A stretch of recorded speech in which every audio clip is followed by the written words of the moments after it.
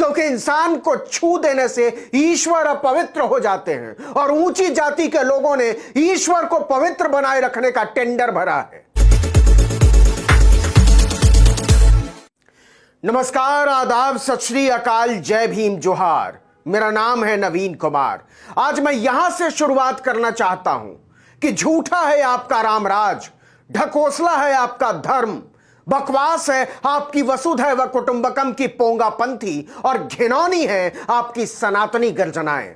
Please बख्श दीजिए, ऐसे रामराज से नहीं चाहिए।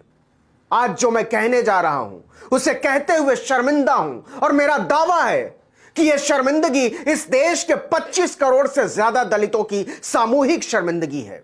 मैं यह साफ कर देना चाहता हूं कि आगे जो मैं कहने वाला हूं उसे सुनने के बाद आपके सौंदर्य बोध, आपके शक्ति बोध, आपके आध्यात्मिक बोध को सदमा लग सकता है। हालांकि मेरा ऐसा कोई इरादा नहीं है, तब भी आपसे अनुरोध है कि अगर आप झूठ और फरेब को सुनने और सामना करने की हिम्मत नहीं रखते तो यहां से आगे मत सुनिए, कुछ और देख लीजिए। हंसने, गाने, चुटकुले, मजाक के वीडियो लगा लीजिए।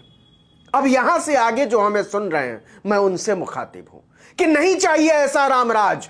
और ऐसा मैं क्यों कह रहा हूं, इसकी वजह है, इसे सुनते हुए भूल जाइए तारीख, भूल जाइए नाम, भूल जाइए जगह और भूल जाइए मानस की चौपाइयां और आंख बंद करके सोचिए कि यह कहानी आपके पड़ोस में नहीं घट रही, कि मेरे पड़ोस में नहीं घट रही, कि हम दोनों से दूर सुदूर किसी गांव में नहीं घट रही।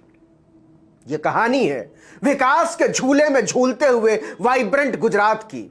उस गुजरात में एक जिला है कच्छ, उस कच्छ जिले में एक तहसील है भचाऊ, उस भचाऊ तहसील में एक गांव है नेर। 26 अक्टूबर की बात है। नेर गांव में रहने वाले गणेश वाघेला अपनी दुकान पर बैठे हुए थे। गणेश वाघेला दलित हैं। सुबह 10 बजे उन्हें घर वालों ने बताया कि उनके खेतों में किसी ने बड़ी संख्या में मवेशी छोड़ दिए हैं, मतलब जानवर। पूरी फसल तबाह हो गई है। वाघेला भागे भागे घर पहुंचे और जब घर पहुंचे तो उनकी आंखें फटी की फटी रह गईं। ऊंची जाति के लोगों की पलटन धारदार हथियारों के साथ उनके घर में घुसी हुई थी।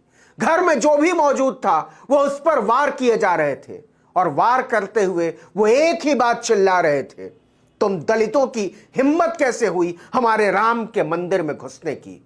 तुमने हमारे राम को अपवित्र कर दिया है, हम तुम्हें मार डालेंगे, कहीं का नहीं छोड़ेंगे।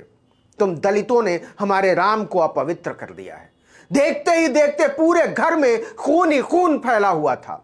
जो भी बचाने आया उसी को लथपथ कर दिया। 6 लोग जमीन पर पड़े हुए थे, किसी के सिर फटे हुए, किसी का हाथ कटा हुआ, किसी की पीठ को उधेड़ डाला गया था। सब कुछ पवित्र राम को दलितों की छाया से बचाने के नाम पर, क्योंकि इंसान को छू देने से ईश्वर अपवित्र हो जाते हैं और ऊंची जाति के लोगों ने ईश्वर को पवित्र बनाए रखने का टेंडर भरा है। और यह टेंडर वही भर सकते हैं।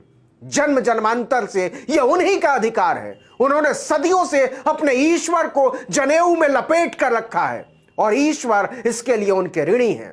यह ऋण वो युगों युगों से उतार नहीं पा रहे। द्वापर से सतयुग, सतयुग से त्रेता, त्रेता से कलयुग, यह परंपरा वैसे ही चली आ रही है। हुआ यूं था कि भचाऊ के नेर गांव में एक मंदिर बना था।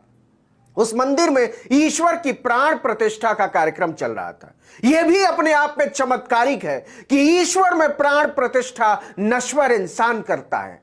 तर माल खा खाकर अघाए हुए कुछ तुंदिया लोग जो चलते हुए अपने आप तक को नहीं संभाल सकते, वो दावा करते हैं ईश्वर को संभालने का, उसमें जान फूंकने का, उसके नाम पर टेंडर उठाते हैं धर्म के कारोबार का, जन्म से मृत्यु तक, जिसके लिए कोई योग्यता नहीं चाहिए सिवाय इसके कि आपने कुछ खास जातियों में जन्म लिया हो। तो हुआ यूं कि मंदिर के प्राण प्रतिष्ठा कार्यक्रम में पूरा गांव उमड़ा हुआ था। सब उत्साह में थे, लेने कोई नहीं गया था, सब कुछ ना कुछ देने ही गए थे। और ईश्वर पर चढ़ावे को उड़ाता कौन है यह न बताने की जरूरत है न समझने की। नेर गांव के मंदिर में भी यही हो रहा था। आध्यात्मिक उत्साह के इस मौके पर कुछ दलितों के परिवार भी पहुंचे हुए थे। सब बारी बारी से मंदिर के अंदर जा रहे थे और चढ़ावा चढ़ा रहे थे। दलित भी लाइन में लग गए। इसमें गणेश वाघेला का परिवार भी था। जैसे ही वो अंदर घुसे, ऊंची जाति के कुछ लोगों ने उन्हें देख लिया, पहचान लिया, उन्हें फौरन जाने को कहा। दलित सहम गए। अपमान का घूंट पीकर वो अपने घर पहुंचे। उन्हें लगा कि बात आई गई हो गई, लेकिन बात खत्म नहीं हुई थी साहब।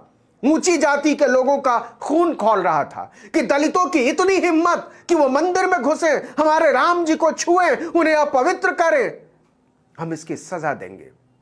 और उन्होंने जो सजा तय की थी उसके बारे में बताते हुए मेरे रोंगटे खड़े हो रहे हैं। सोचिए उन लोगों पर क्या गुजरी होगी। पीड़ित परिवार का आरोप है कि हमलावरों ने उनके मोबाइल फोन भी छीन लिए थे ताकि वो किसी को मदद के लिए बुला न सके, पुलिस को बता न सके। इतना ही नहीं, वो जाते जाते उनकी गाड़ियां भी तोड़ गए। उन्हें यह भी बर्दाश्त नहीं था कि उनके सामने से दलित गाड़ियों में शान से गुजरें, हॉर्न बजाएं और किसी भी तरह से बराबर नजर आएं। आप हैरान रह जाएंगे यह जानकर कि कच्छ की लोकसभा सीट दलितों के लिए आरक्षित है।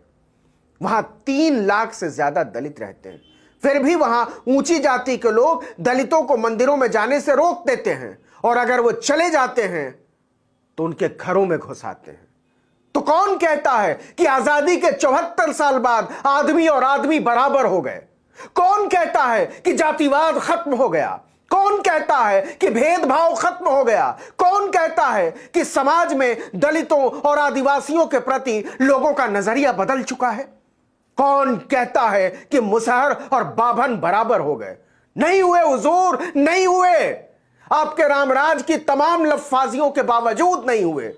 बना लीजिए अयोध्या में गगनचुंबी मंदिर, जोड़ लीजिए शिलाएं और कर दीजिए उनमें प्राण प्रतिष्ठा।